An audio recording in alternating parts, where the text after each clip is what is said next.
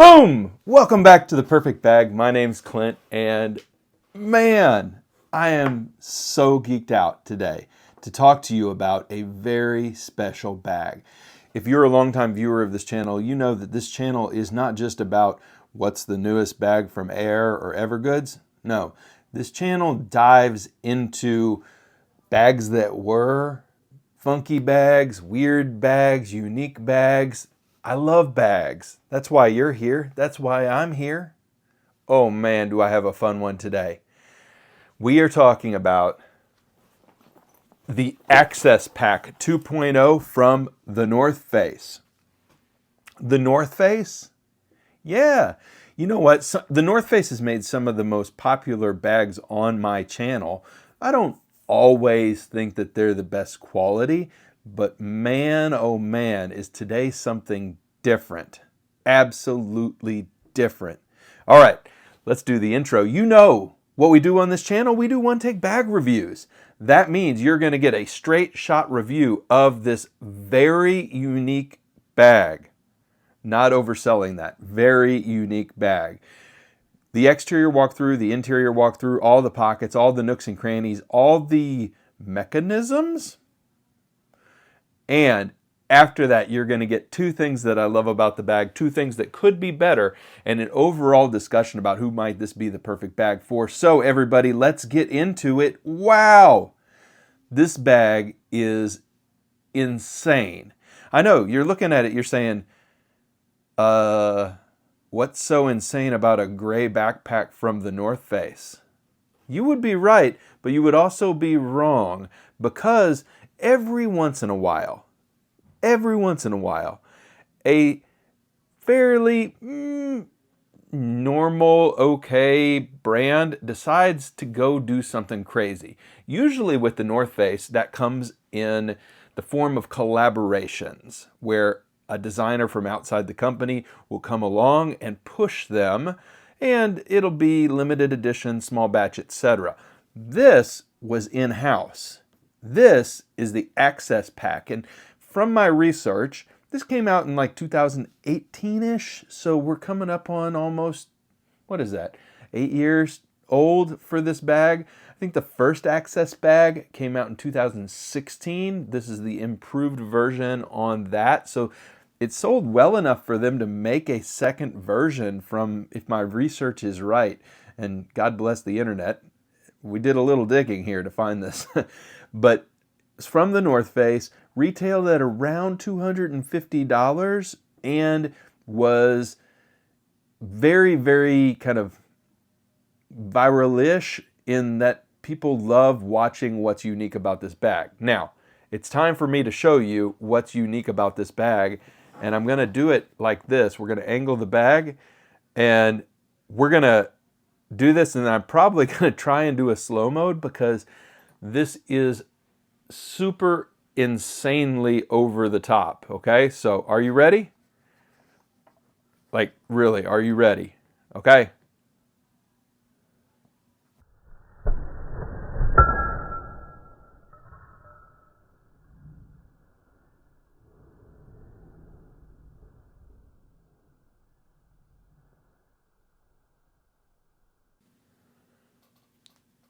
That's it.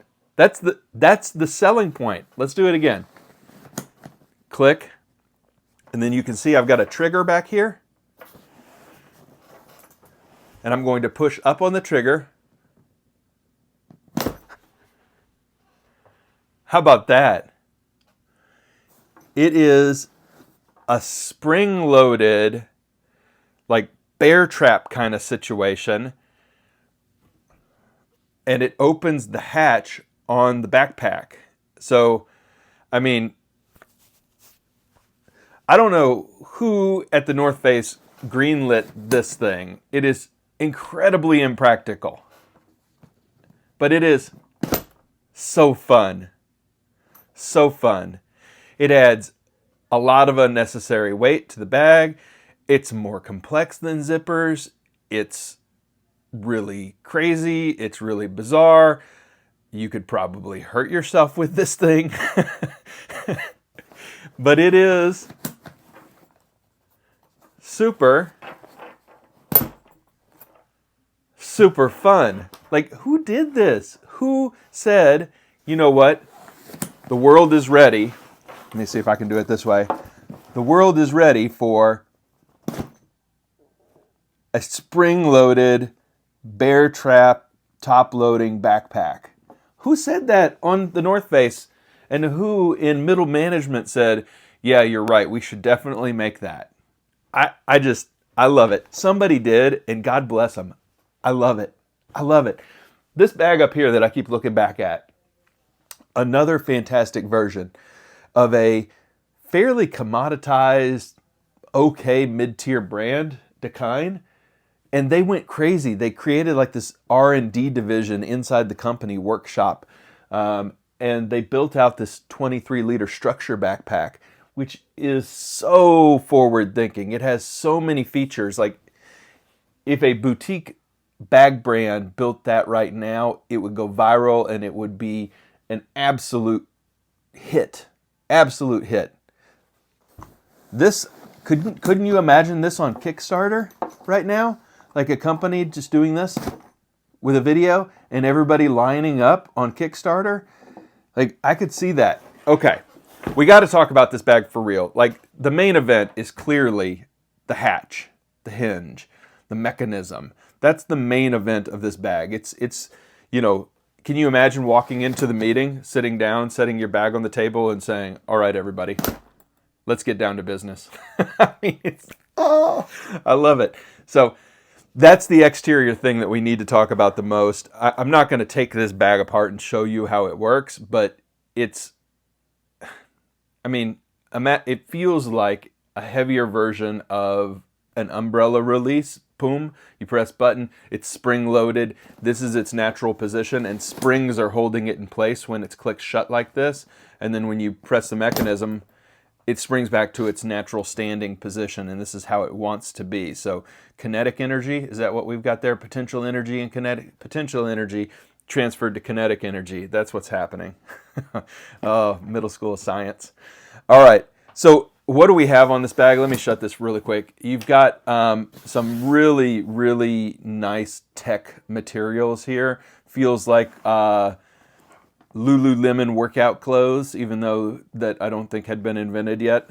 We had not all transferred our wardrobe into pajamas yet, which is just the best thing that's ever happened. But then you've got neoprene stretchy mesh bottle pockets on the side that I am not even going to put a bottle into because I don't want to stretch it out or ruin this kind of historic bag, which I love so much. You've got really nice ballistic nylon on the bottom.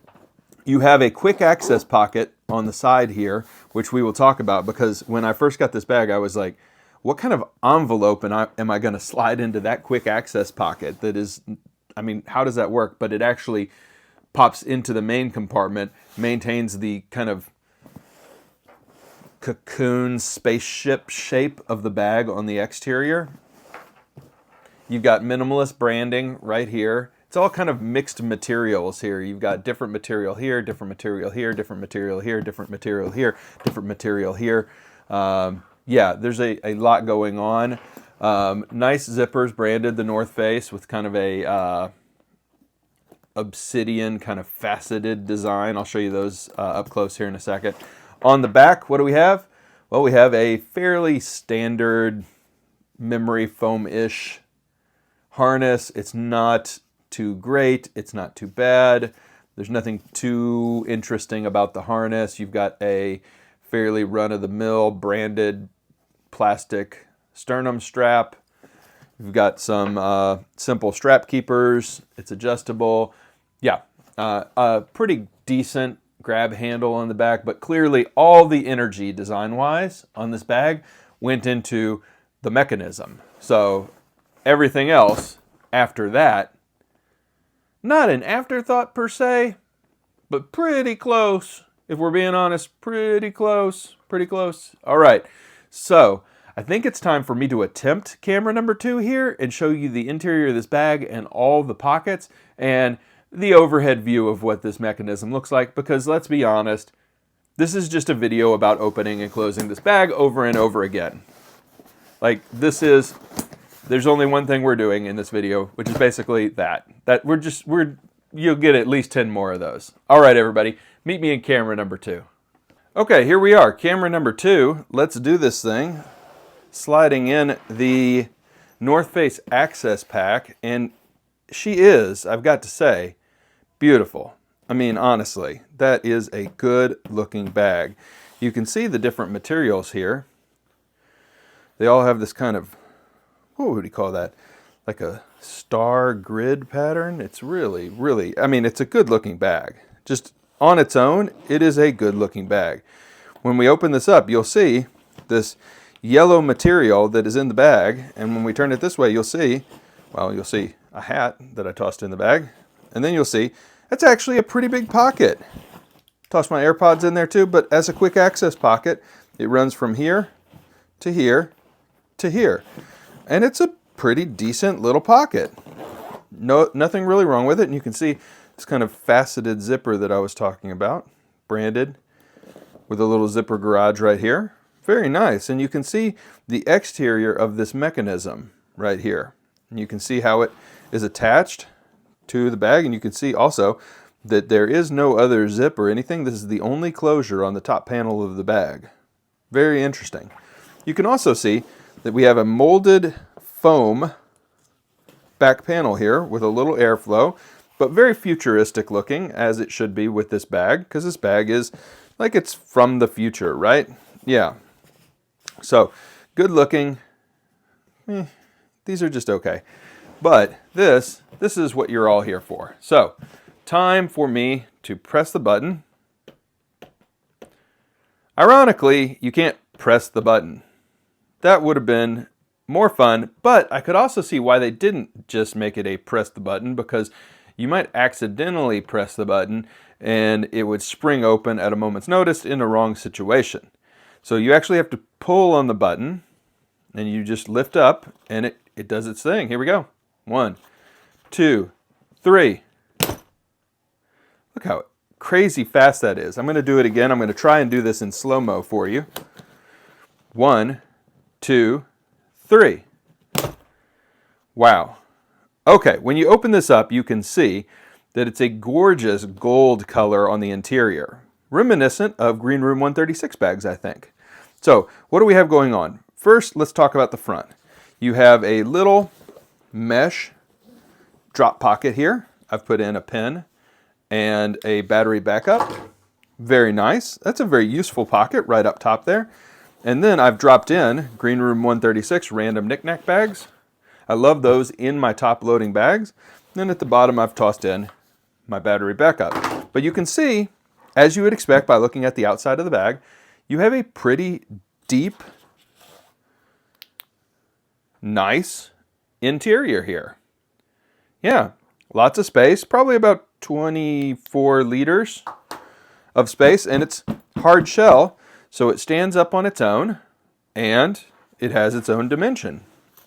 You can see some of the mechanism here, that kind of the track for the spring-loaded. And on this side, you can see that you have 2 slip pockets. I've put in my wallet, and I've put in a Game & Watch, and my flashlight was over here, and a Sharpie. Okay? And then you have a zippered pocket right here, which if you put anything in this pocket, this zippered pocket kind of becomes useless. But you do have a key leash in here, which again, there's not too much dimension to the pocket, so it's kind of useless. Then you have a tablet pocket here. You've got these pulls. Look, it's a tablet. Look. Whoop, whoop. So a little tech forward feature. It's a little peekaboo. And it's totally ridiculous and unnecessary. So, the problem with this tablet sleeve is, here is my 11-inch iPad Pro and a Magic Keyboard, and it barely fits.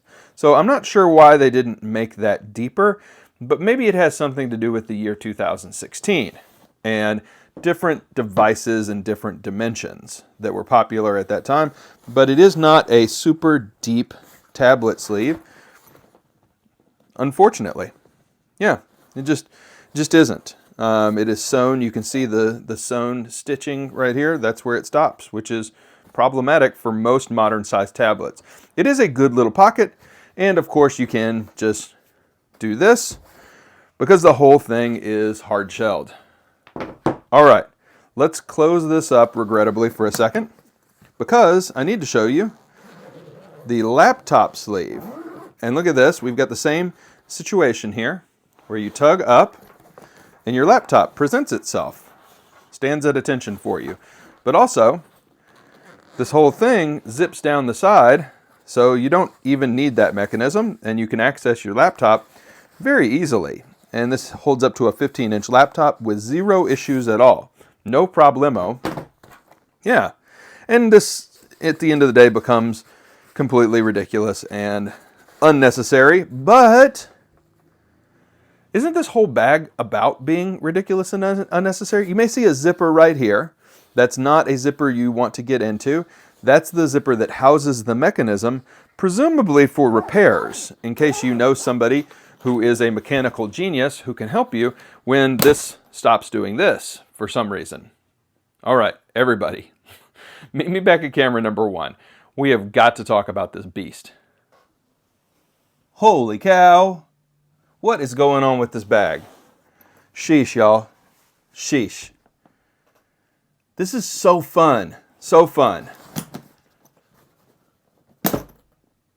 Now, I don't know if this has a failure point, like if it's warranted for 1,000 opens, but it is fairly substantial. It feels, it feels like a bear trap. And, you know, I think bear traps last until the end of time. They rust hanging in a barn somewhere, but they don't fall apart. So, what do we make of this thing? I think first and foremost, I would say I'm not showing you this bag so you can run out and get one of these bags.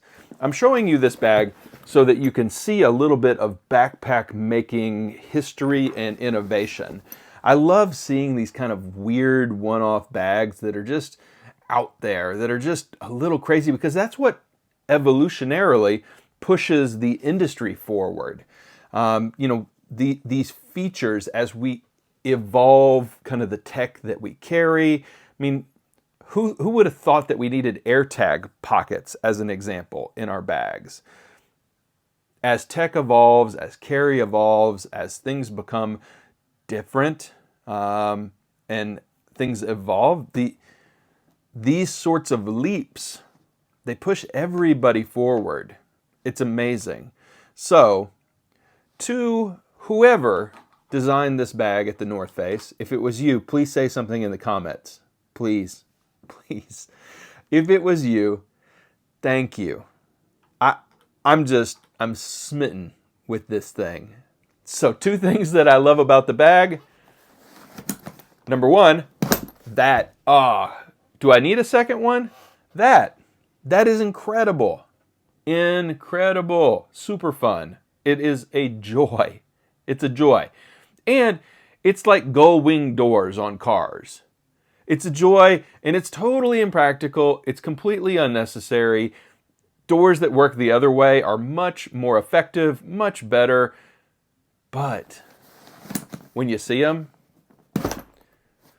it's just something cool. It's just something different. It's something new. So this is the gull wing doors of backpacks.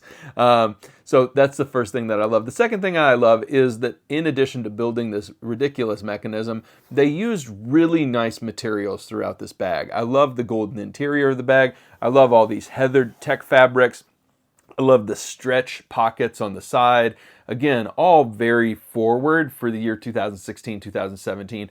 Kind of the generation in which these bags were first produced. So those are really good choices. The quick access pocket on the front too, also surprisingly good, as is the mesh pocket in the front side of the bag itself right here. All right, first thing I don't like about this bag, or could have been better to make this an absolute legend, which it kind of already is, these straps are just not good.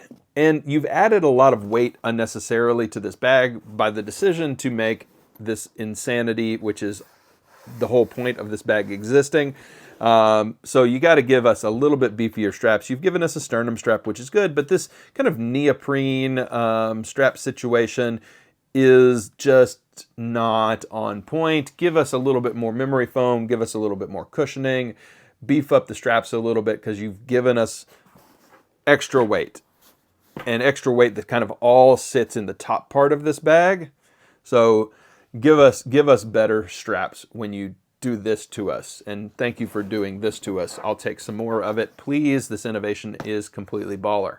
The second thing that doesn't work, or I guess is totally unnecessary, is these kind of lift to pull up tablet and laptop sleeves. Just something that can break and go wrong. The tablet sleeve needed to be deeper, and the laptop sleeve is just fine the way that it is. I mean, honestly, it's a pretty great laptop sleeve. You open this up and you've got a pretty great laptop section here. You don't need this kind of ridiculousness. Now, does it hurt anything? Not really. It doesn't hurt anything, but it's so unnecessary. And maybe you could have put the tablet sleeve back here too if you hadn't been messing around so much, spending money on unnecessary tug points. But maybe this is something they were doing in all their bags at that time, and it was signature, the North Face. I have no idea.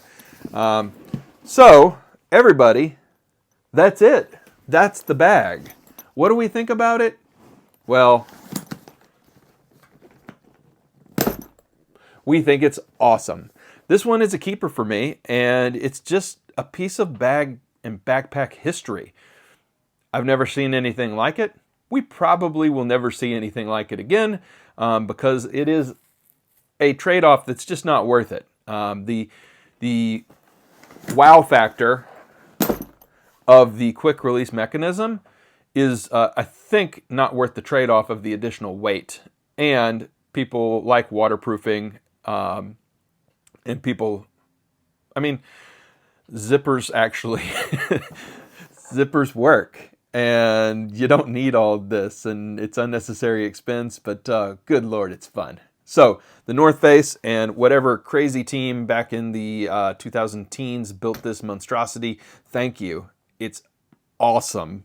I love it in the same way that I love a DeLorean, right? It's just so cool.